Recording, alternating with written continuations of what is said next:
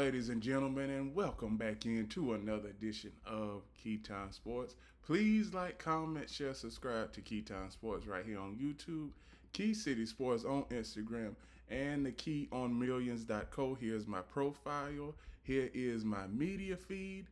And now we can get to the college football playoff. College football playoff first round kicks off tonight between the Oklahoma Sooners and the Alabama Crimson Tide. I am not going to waste anybody's time. I am going to give you my X factors, my predictions, and the players that I think that are going to garner the most attention and so-called players that need to step up. So, first, on the Alabama Crimson Tide, we already know that during the regular season, Ty Simpson already threw for over 3,000 yards.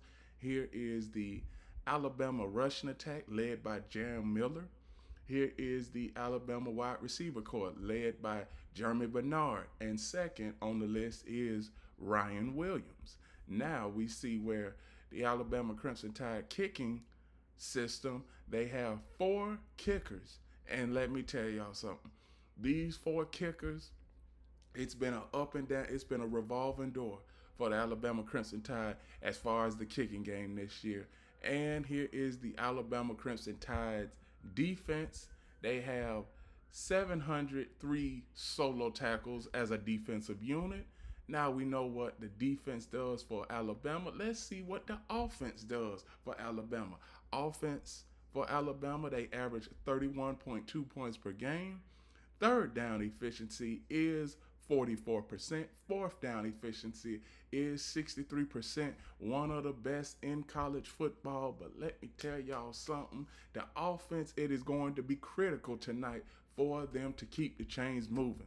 Because this Oklahoma Sooners defense is nothing to slouch at. Defensively for the Oklahoma Sooners, they can get off of the field. Now, one thing about the Oklahoma Sooners offense is led by John Mateer. Now, John Mateer, he's been up and down all season. Y'all see where he's only threw for over 2,000 yards. And here is the leading rusher for the Oklahoma Sooners, led by T. Blaylock. Then second on the list is X. Robinson. Now we see where Oklahoma, is led by the wide receiver corps, I. Sanchina III. Here is the kicking led by Trevor Sandell. Here is the defense for the Oklahoma Sooners. Now this defense has 806 solo tackles as its defensive unit. So one of the best defensive units in college football. Now let's see what the offense can do. Now I've been saying this all season long. The offense has been up and down to the total of 26.4 points per game. Third down efficiency is 38%, one of the worst in college football. That is an advantage that the Alabama Crimson Tide have to take advantage of. Fourth down efficiency is 53%. Third down and fourth down, Oklahoma is bad. Alabama is better than Oklahoma on third and fourth down situations. So that is the advantage that Alabama has. Now let's get to the storylines for this game. Ninth seeded Alabama 10-3 at number 8 seeded Oklahoma 10-2 Friday 8 p.m. Eastern Standard Time, ABC, ESPN. College football odds, Alabama by 1.5 points. Series record, Oklahoma leads 5-2-1. What's at stake?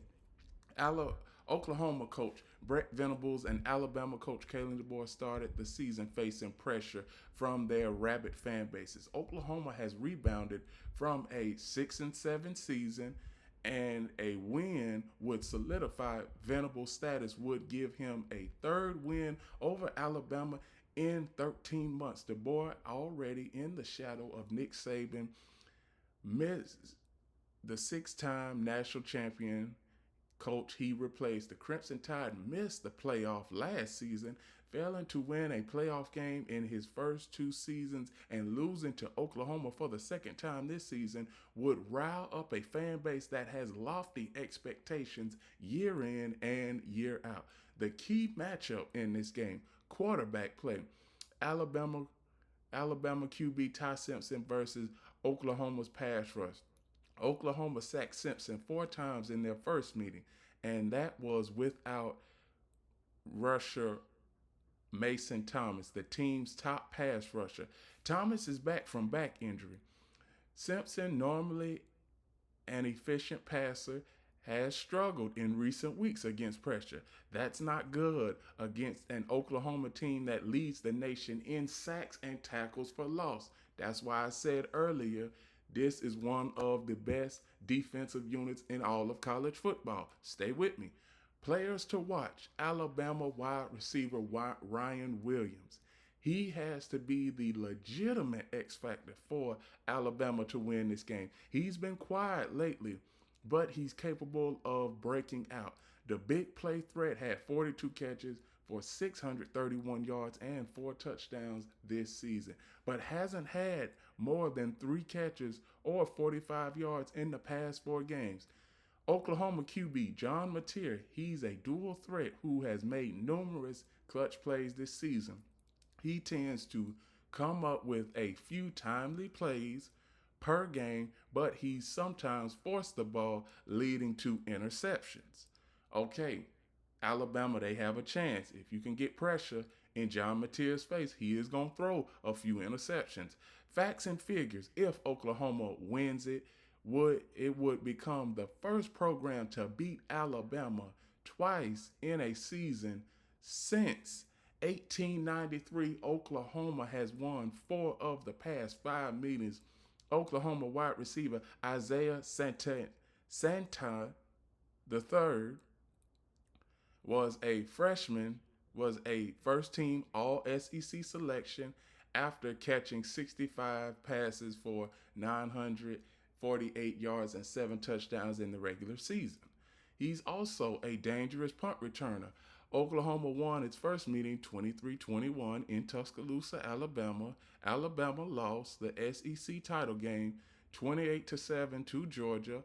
Oklahoma ranks 5th nationally in rushing yards allowed per game, 9th in total defense, and 7th in points allowed. Alabama beat Oklahoma 45-34 in the playoff in 2018. Jeremy Bernard leads Alabama in receptions with 57 and yards receiving 762. Now let's get to the point spread for this game.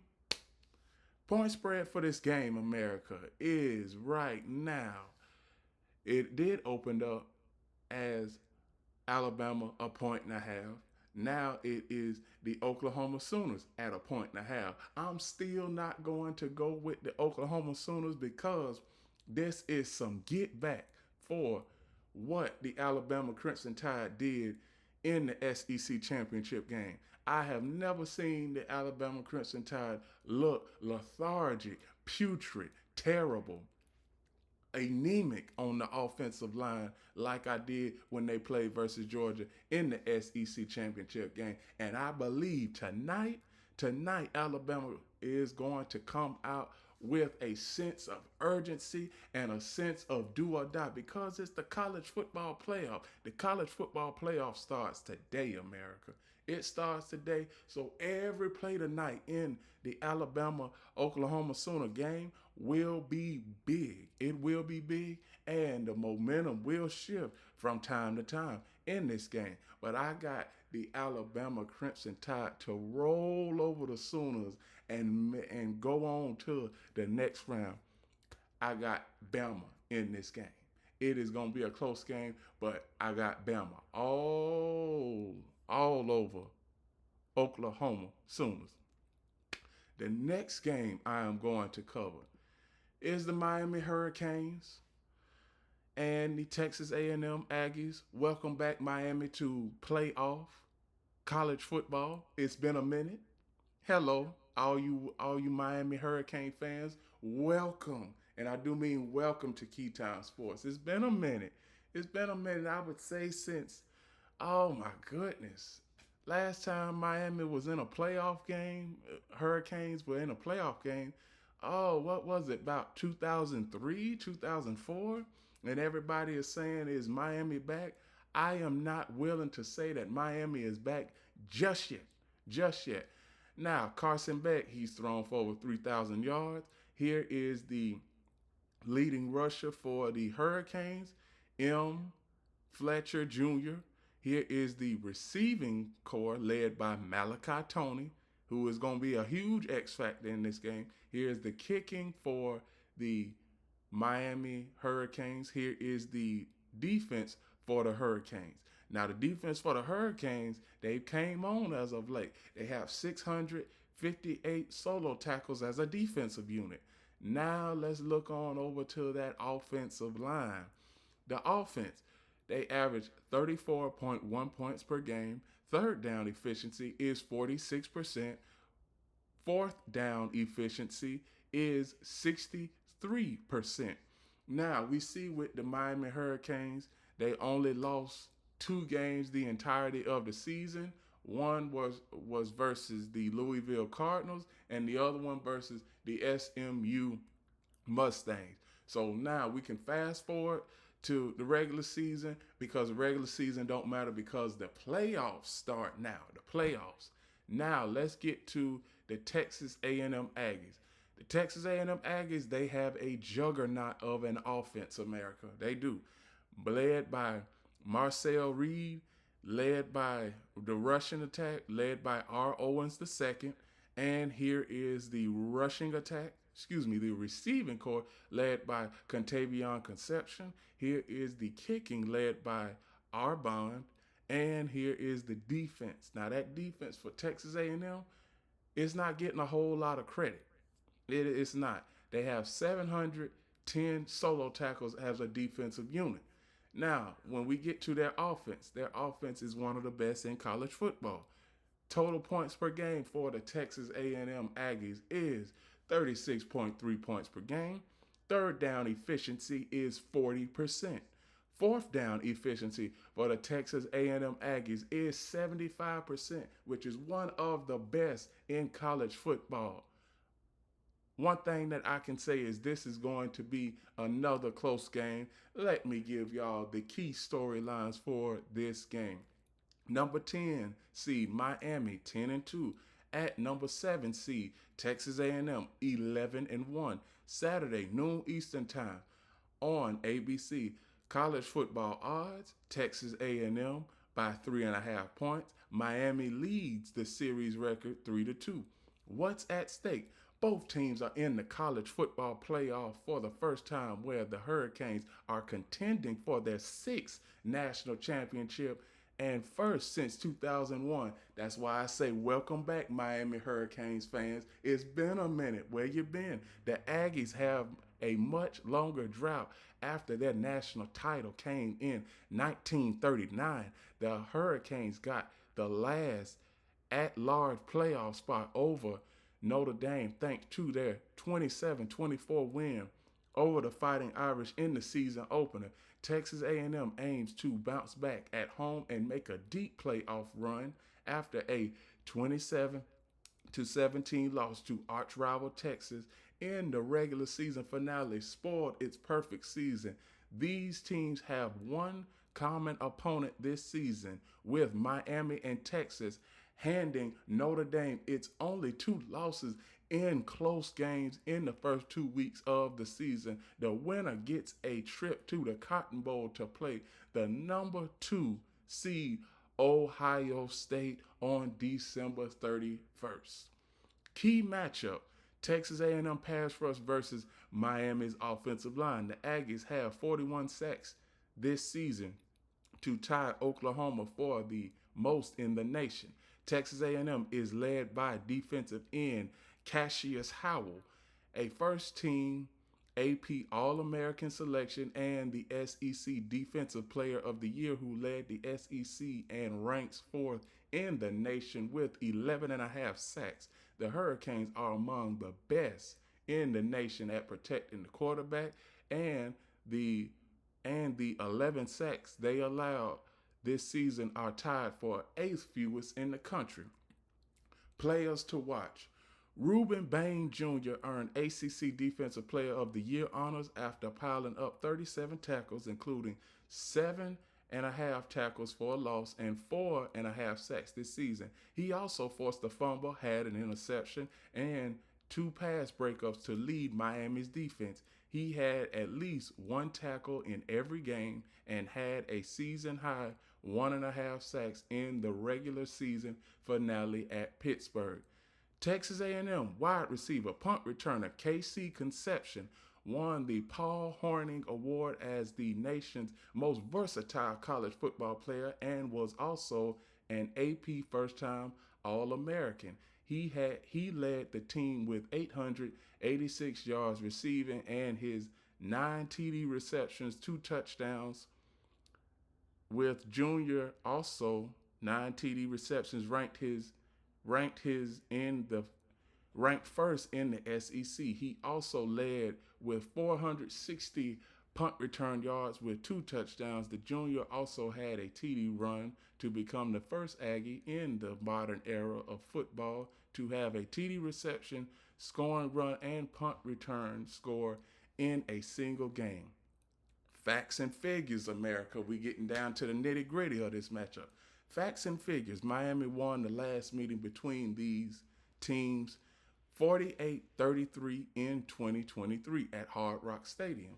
The Hurricanes have won 10 consecutive games, won 10 in consecutive seasons, won 10 games in consecutive seasons for the first time since 2002 and 2003.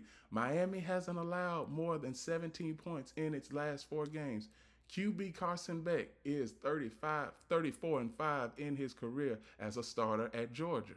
And with the Hurricanes, Malachi Tony needs 30 yards to post 8th 1,000-yard receiving season in school history.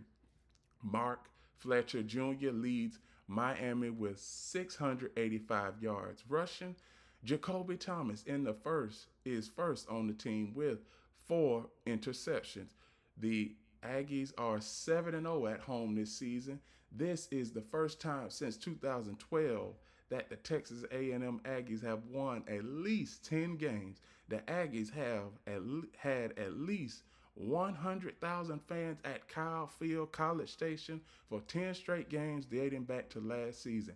QB Marcel Reed has thrown for 963 yards, 6 touchdowns, and he added 245 rushing yards with 2 scores in 4 games this season against AP top 25 opponents. He needs 68 passing yards and 34 rushing to join Johnny Manziel twice and Gerard Johnson as the only players in school history to throw for 3,000 yards and rush for 500 yards in a season. Texas A&M receivers ranked 11th in nation by averaging 14.1 points per game, led by Ashton Bethel Roman, 23 yards per catch. The Aggies have limited opponents to 5 or fewer third down conversions in 9 straight games. ESPN College Game Day will broadcast from College Station, Texas, before the game. The 9th time the show will be done on the Texas A&M campus. All right, America, let me give y'all the point spread for this game, and let me tell you who I got winning this game. Now, the point spread for this game started out at Texas A&M 4. They were a 4-point favorite. Now, the point spread has decreased to 3, but it don't matter. It really don't matter because the Texas A&M Aggies, they are going to win this game because I don't have the necessary confidence that Miami is going to go in there and find a way to win this game. I'm sorry, Michael Irvin. I'm happy that the Miami Hurricanes are back in the college football playoff atmosphere, but it's short-lived. So all you Miami Hurricane fans out there that watches the show every day, you all are going to lose tomorrow afternoon. You are. So I got the Texas A&M Aggies winning this game. And let me tell y'all something. Whoever wins this game, they are not going to beat Ohio State. So it is going to be short-lived for either one of these teams, no matter who wins. No matter who. The next game I am going to cover is Tulane Green Wave versus the Ole Miss Rebels. Now these last two games that are on the list, these might be blowouts, America. I am not too optimistic that the Tulane Green Wave can handle what Ole Miss has to offer. I just don't. I just do not. Tulane Green Wave, led by Jay Radcliffe, Razlaff, quarterback. He is also the top rusher, which is bad. You cannot have your starting quarterback being your leading rusher. That is going to be bad. And I already see this I already see Tulane Green Wave being down by 17 points already in this game. Just because of the running back being your quarterback, the top rusher being your quarterback. Here is the receiving core led by S. Preston. Here is the kicking led by P. Durkin. And here is the Green Wave defense. Now, solo tackles as a defense, they have 839 solo tackles as a defensive unit. We get to their offense. Their offense has been sputtering over the last few games. 29.1 points per game. Third down efficiency is 42%, one of the worst in college football. Fourth down efficiency is 63%. It's decent, but it's not bad. That's what I'm going to say. And then we shift on over to the Ole Miss Rebels. The Ole Miss Rebels, who are led by Trinidad Chambliss. He threw for over 3,000 yards in the regular season. Here is the Ole Miss Rebels running back led by Keywan Lacey. Here is the receiving core led by H. Wallace III. Here is the kicking. They have a two-kicker system. The Ole Miss Rebels defense is one of, if not the best in college football they have 755 solo tackles as a defense. And here is their offense for the Ole Miss Rebels. 37.3 points per game. Third down efficiency for the Ole Miss Rebels, 45%. Fourth down efficiency for the Ole Miss Rebels, 66%. Now let's get to the storylines for this game.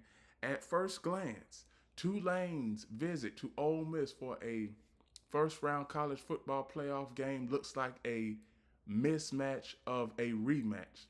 Circumstances have changed, however, since the Rebels routed the Green Wave 45-10 back on September 20th. The 11-seeded Green Wave, 11-2, have evolved into a more cohesive squad and are coming off of an American Conference title victory that propelled Tulane into the CFP for the first time. The season is not over yet, and we don't plan for it to be over soon. Tulane linebacker Sam Howard said, "Everyone is doing their job so we can be in the last position to win the game."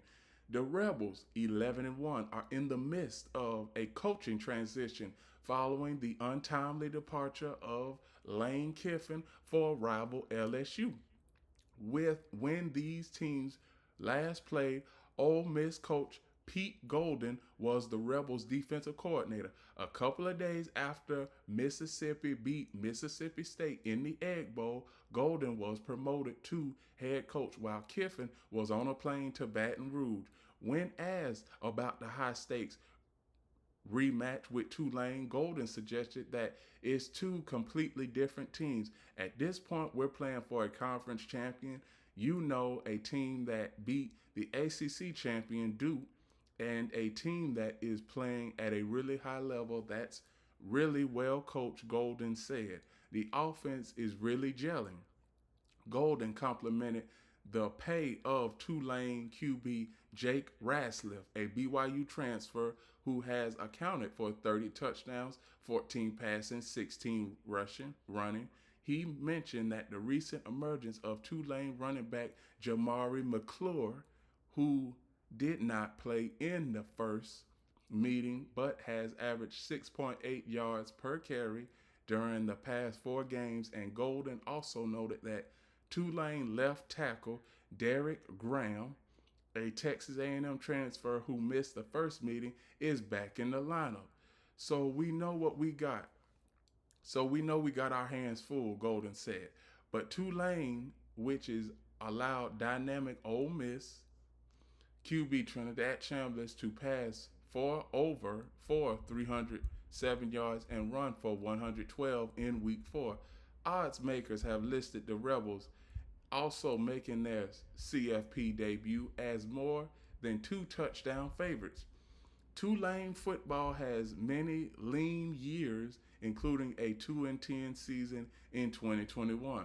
Only since then has it become one of the nation's best teams outside of the power conferences. Tulane's stunning Cotton Bowl victory over Southern California at the end of the 2022 season has been the highlight of the Wave's resurgence. A victory at Ole Miss arguably would top that. We didn't come this far just to get a participation trophy. Tulane defensive coordinator Greg Garaspo said, "We know that at the end of this game, we are going to be part of history one way or another." Double duty. Golden and Tulane coach John Summerall both commented on how little sleep they've gotten lately, albeit for different teams. Summerall is working 2 jobs, have been hired to coach Florida next season, but has also been permitted, unlike Lane Kiffin, to finish out the postseason with the Green Wave.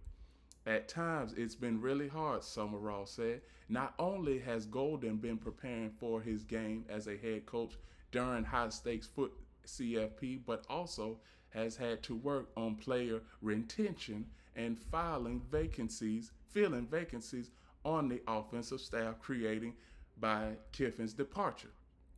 While offensive assistants who committed to follow Kiffin to LSU have been permitted to return to Ole Miss during the college football playoff, Golden has been trying to hire 2026 assistants as quickly as possible so players could have certainty about next season's staff before deciding whether to transfer.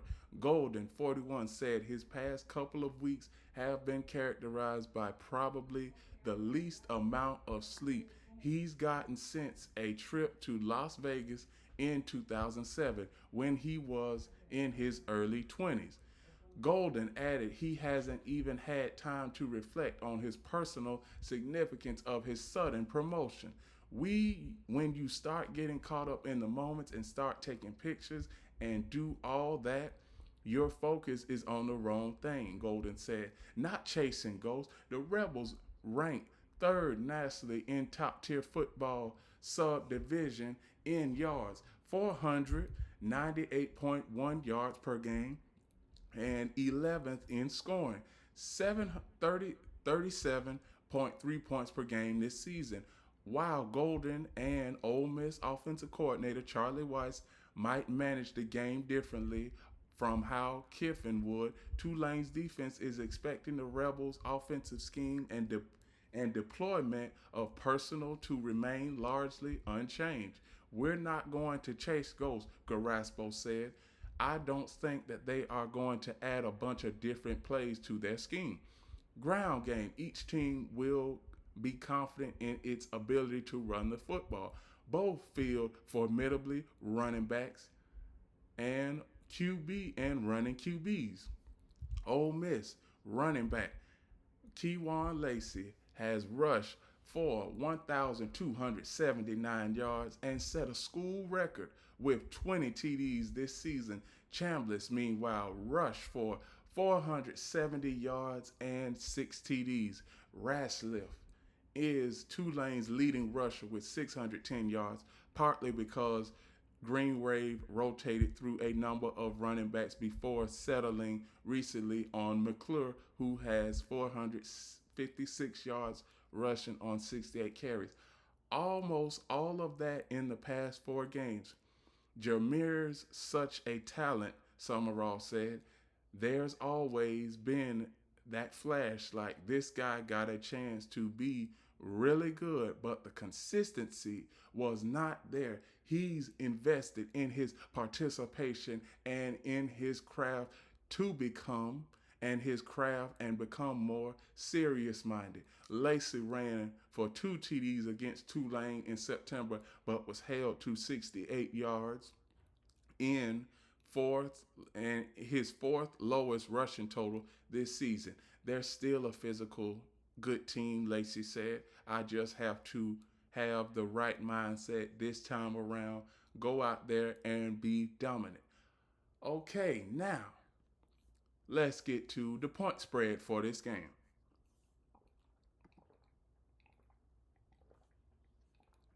The point spread for this game, Ole Miss opened up as 16.5 point favorites.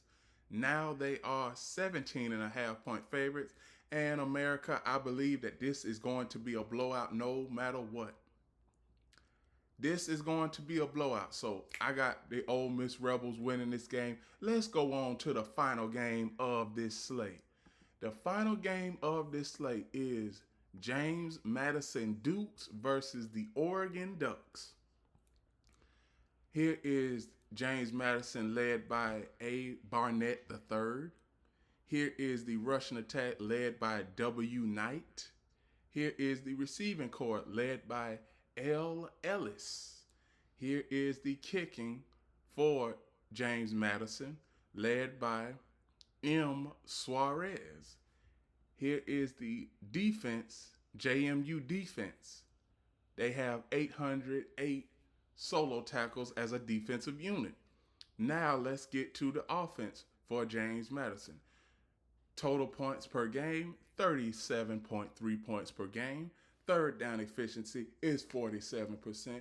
Fourth down efficiency is 41%, one of the worst in college football.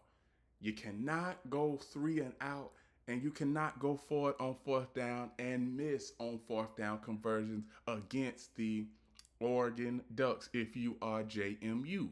It is not going to work. For the Oregon Ducks, or as I like to call them, the Quack Attack. The Quack Attack is back on the college football stage after the past 2 seasons of being on the college football stage. Now, let's see. The Oregon Ducks quarterback, Dante Moore, threw for over 2,000 yards this season. Rushing attack led by N. Wintington. Here is the receiving corps led by Malik Benson. M. Benson. Here is the kicking led by, here's a 2-kicker system led by A. Sappington and G. Herc. Now here's the defense, Oregon's defense, who has 746 solo tackles as a defensive unit. Here is the Oregon Ducks offense, 38.3 points per game. Fourth down efficiency is 48%. Fourth down efficiency is 63%. Now, offensively, we already know that Oregon Ducks, they are the most dynamic offense in all of college football. So here is the storylines for this game. Oregon versus James Madison, a study in contrast, has high-profile Ducks host a newcomer to the playoffs. College football playoff is pretty much business as usual for Oregon, which is more accustomed to playing at this level. The story is different in several ways for James Madison, a newcomer to the playoff. James Madison coach Bob Chintzy will lead the Dukes in Saturday's first round game and possible beyond if the Dukes win. But he's already been hired as the new head coach at UCLA. His replacement, former Florida head coach Billy Napier was hired by JMU last week. There's going to be a little juggling that's going to occur here in my life, Chansey said in his introductory news conference at UCLA. So, an already challenging situation for a first time participant, will be made even more by the logistics. Oregon, 11 and 1, 8 and 1 in Big Ten, was seeded fifth going into the game at Autzen Stadium. The winner will go play fourth seeded Texas Tech in a quarterfinal game at the Orange Bowl. James Madison is the number 12th seed after finishing 12 and 1 this season and 8 and 0 in the Sun Belt, capping it off with the program's first ever conference championship. The Duke's long loss this season came to Louisville, the team's only Power 4 opponent this year. We're really proud to be one of the 12 teams in the college football playoff. It's rare for teams in group of 5 to make it. And I think to have two in here, this is pretty exciting, Chesney said. Certainly a lot of work went into it, a lot of commitment over the years from our university. We're excited to get out there to have a chance to play for one of the best teams in the country, and we certainly understand the opportunity and excitement that is around it.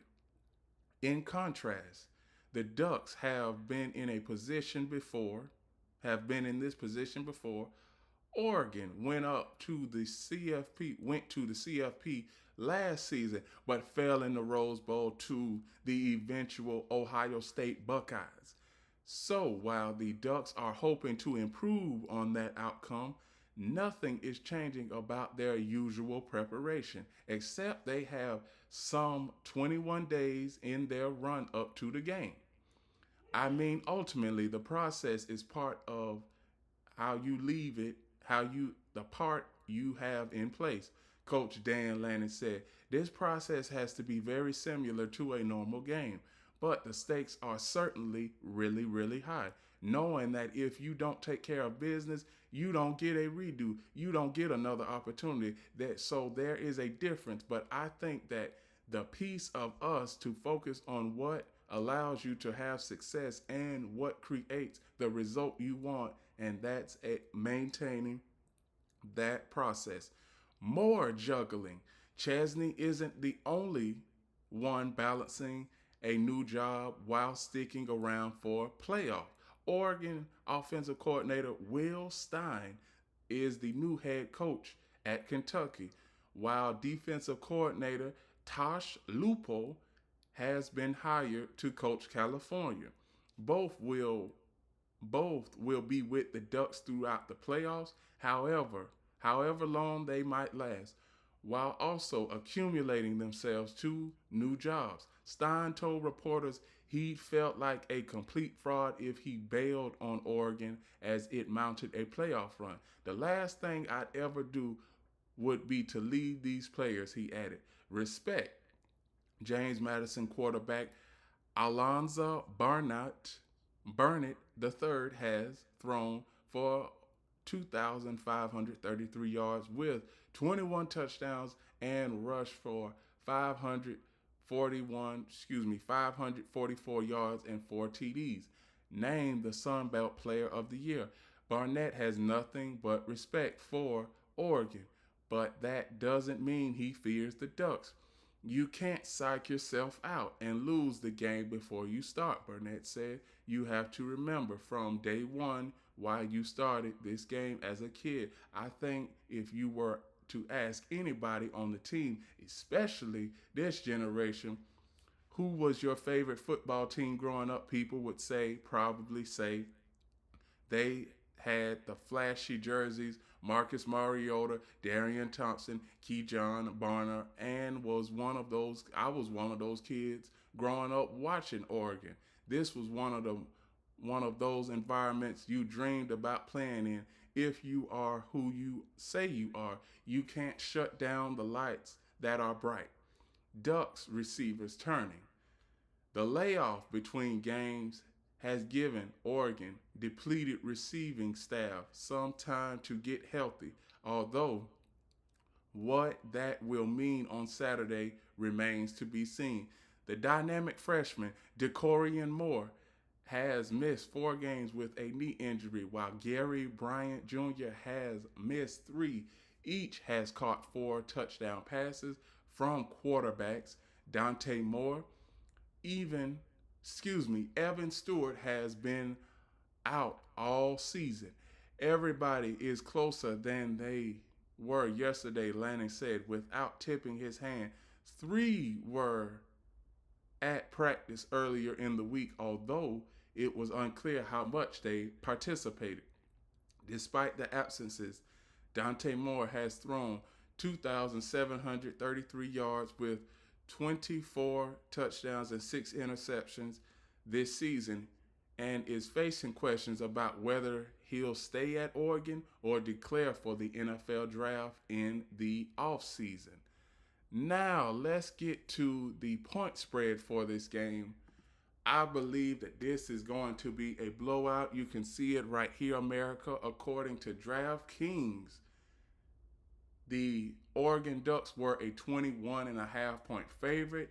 Now it has decreased to 20.5. I'm going with the Oregon Ducks in this game. I believe that the Quack Attack is way too much for JMU. And JMU, you had a good season, but it is going to be short-lived. I got this as one of my guarantees for the weekend. So now I am going to go back over every game that I covered. For Oklahoma and Bama and Oklahoma, that game kicks off tonight. I got Bama. I'm rolling with the Tide, baby, in that game. For the next game, the Miami Hurricanes versus the Texas A&M Aggies. You got the Hurricanes versus the Aggies. You got the Hurricanes going to College Station, Oil Country, as I like to call it. I got the Aggies winning over the Miami Hurricanes. The next game that I went over was Tulane versus Ole Miss. I got the Rebels running over the Ole Miss. I got the Rebels running over the Tulane Green Wave to the tune of over 300 rushing yards. And I do believe that the Ole Miss Rebels will be able to get over 250 rushing yards in this game. And for the last game that I just covered, James Madison versus the Oregon Ducks. The Quack Attack, baby. Quack Attack. I probably may want to go and eat some duck after this game. Who knows? But it all depends on if the Oregon Ducks win this game. I need some good old-fashioned duck. Can anybody order me some good old-fashioned duck? I may need to reach out to my team about that. Who knows? Never mind. But this is the first round of the college football playoffs for the 2025 season. Please like, comment, share, subscribe to Keytime Sports right here on YouTube, Key City Sports on Instagram, and the KeyOnMillions.co. Here is my media feed. Here is my profile picture so that you know it's me. We have merchandise on Millions.co. Everybody, please go and get them a shirt, sweater, whatever you need, because it's getting cold out there now. It's getting cold up there in the north hemisphere of America. So everybody, please go and get you a sweater, t-shirt, hoodie, cap, whatever you need to keep yourself warm during this winter season. And one last thing, everybody, remember, the key is always on time.